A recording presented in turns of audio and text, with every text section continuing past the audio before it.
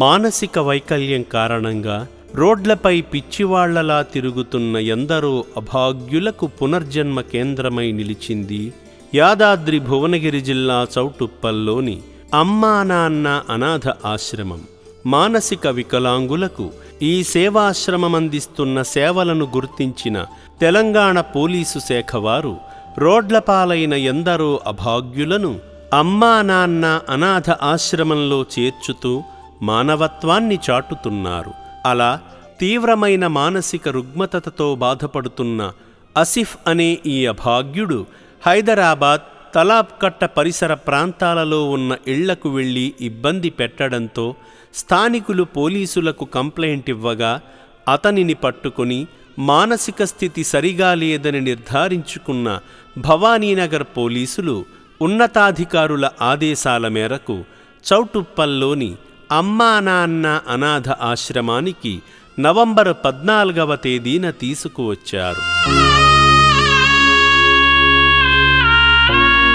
రక్షణాలయానికి చేరిన వెంటనే వసతి భవనంలోకి తీసుకువెళ్లగా ఆశ్రమ వ్యవస్థాపకులు శ్రీ శంకర గురూజీ నిర్భాగ్యుడి దీనస్థితిని చూసి వెంటనే ఆసిఫ్కు వైద్య చికిత్స అందించమని సూచించడంతో ఆశ్రమ సిబ్బంది వైద్యాలయానికి తీసుకువెళ్లారు. ఆశ్రమ వైద్యులు అతని బీపీ, బాడీ వెయిట్ వంటి ప్రాథమిక ఆరోగ్య పరీక్షలు నిర్వహించారు.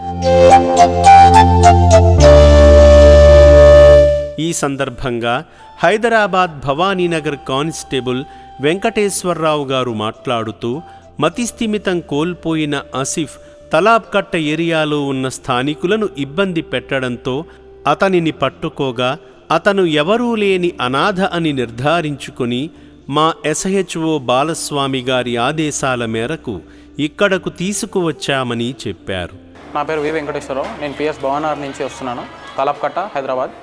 ఇతని పేరు ఆసిఫ్.